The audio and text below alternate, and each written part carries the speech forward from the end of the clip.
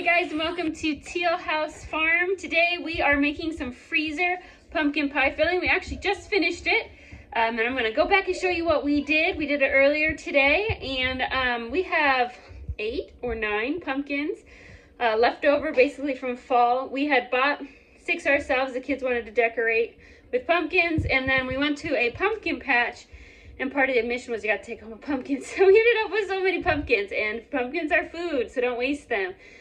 So some of them today we turned into freezer pumpkin pie filling, which I'm going to use for pumpkin pies and like pumpkin bars and things like that. And then the rest of them we're going to can in quarts to use during the year for pumpkin bread and pumpkin soup and pumpkin pastas and anything that you can use like an unspiced pumpkin puree for. The reason that we are not canning the pumpkin pie filling, one is space. My canning pantry is really full. And also the recommendation is not to can pureed foods. That there's not good evidence whether or not the heat gets all the way to the middle of the jar because it's really thick. That's why you don't can baby food purees at home, or you're not supposed to. You're supposed to can the vegetable chunks, which is what we'll do when we can our pumpkin, and then you smash it up later. So this will be the freezer filling. The freezer pie filling is pre-spiced, pre-smashed, all ready to go. So just with the addition of a little bit of eggs and evaporated milk, it's ready to become a pumpkin pie. So it's really simple. So we're getting a lot of the work out of the way. And we're going to use up those pumpkins that otherwise you might just toss in your compost pile or feed to your animals. Or if you don't have any of those options, maybe just throw out in the backyard. So anyway, let's fast forward. Actually, let's rewind to earlier today and we'll show you how we made it all. I'm giving it my best guesstimate here. We're going to do 1 large pumpkin and 3 medium-sized pumpkins, and I hope that gives me about 12 cups of pumpkin puree at the end. So the first one, I cut it like a jack-o'-lantern. I don't know what I was thinking. The easiest thing to do is to cut them in half, because then you can just scrape the seeds out. I realized that after I'd already cut the top off like a jack-o'-lantern, but then the rest of them we just cut in half. We scrape seeds out. You could toast these if you want to. We have so many pumpkins, I definitely don't need to toast that many seeds, so we just scraped them into the compost pile. There they are. They've already been washed, and then they've been seeded now, so they're ready for the next step. We get out some cookie sheets, place the pumpkins on the cookie sheets. We have the oven preheated to 350 Fahrenheit, and now we're going to drizzle on some avocado oil. You could also use coconut oil, olive oil, a little bit of salt, and we rub it all in and then place the pumpkins so that they are skin side up. They're going to go in the oven for 30 minutes total, but I'm going to do 15 minutes and then I'm going to flip the rack so the one on the bottom doesn't burn. After 15 minutes, we just flip them so the bottom one's on the top now. We're going to bake another 15 minutes, then we'll pull them out and check them.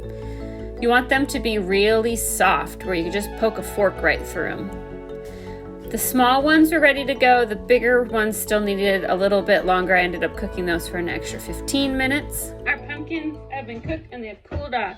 So now the peels will literally pull right off. So Ivy's going to help me pull peels off. We're going to put the pumpkin in this pot. I'm using this pot because I know that this pot is 2 gallons. And so we're going to add all the pieces, and then we're going to use a hand mixer because that's the easiest way to do it. And we're going to beat it all down into a pulp and see how much we have so then we can figure out how much of each spice we're going to add. I'm fingers crossed, hoping for, let's see, 8 plus 4 is 12 cups. So we'll see how that goes. Ivy had a little trouble managing pulling peels off and holding it. They are kind of an awkward shape. So she just uses a spoon and scrapes the insides out into the bowl, which is just fine. And then we use a handheld mixer to start mashing them up. At a certain point, there ended up being so much pumpkin in the pot that it was burying the mixer. So we put the mixer away. We get out our big immersion blender. It doesn't really matter how you use it or what you use, as long as you eventually get everything all mashed up really well in the pot. You will notice that this has a yellower color than canned pumpkin at the store. It's because canned pumpkin at the store is a mixture of both pumpkin and butternut squash usually. Now we're going to add a few more ingredients to make a spiced mix so it's closer to a pie filling that's ready to go. We gain another eager helper, and he helps us add some sugar. So for every 8 cups of pumpkin, you want 3 cups of sugar, you want 1 tablespoon of vanilla, And then you also want 4 tablespoons of pumpkin pie spice. And again, that's for every 8 cups of pumpkin puree you have. Once you get that added, we mix it all in. We just use that immersion blender to blend it all in. Pat was super excited to be able to help with the big power tools in the kitchen.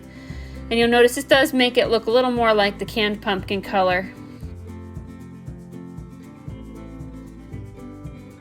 It has a very thick consistency, almost like oatmeal. Again, remember that pumpkin is very fibrous, it's not very smooth. This is basically your spiced pumpkin puree. When we take it out of the oven to make a recipe, we take it out of the freezer to make pumpkin pie, that's when we're gonna add our eggs and our milk.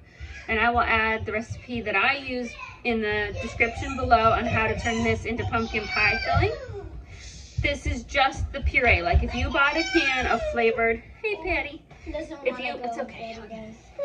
If you were to buy a can of flavored pumpkin puree, of spiced pumpkin puree to get your pie started, that's what this is. The reason I am not freezing it with the eggs and the milk in it is I'm worried that it'll separate in the freezer and get a weird texture.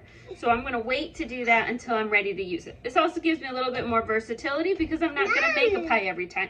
Like I wanna make some pumpkin cheesecake bars, things like that. So we're just gonna stick with the spiced and sweetened puree. So we're gonna put 4 cups in each plastic bag, and that equals about 1 quart can, which is kind of close to what you buy at the store when you make a pumpkin pie. It's a little bit more, but I like a deep dish pie, so this will be perfect. So we're gonna get those bags filled. All right, we're gonna put it in bags now. So jar lifters are awesome bag holders. If you didn't know that, we're gonna put 4 cups in a bag. That's a little bit more than you would get from a canned pumpkin can at the store. But I really like making really large pies or deep dish pies, so I just want extra. I'd rather have a little bit of extra once I'm done mixing everything together than not enough to make a pie. Now that would be really annoying. So put it in the bag, squeeze out the air, and then you're gonna lay it flat. That way you can stack them real easy in your freezer, almost like putting books on a shelf. I ended up with 4 bags. So I have 4 bags that each have 4 cups in it and 1 bag that has 3 cups. So I ended up with 15 cups altogether. Worked out really well. So when it's time to use it, we'll put it in the fridge 24 hours before we want to use it. That'll let it defrost all the way back into a puree and it'll be ready to go. Thanks so much for watching, and we'll see you guys next time.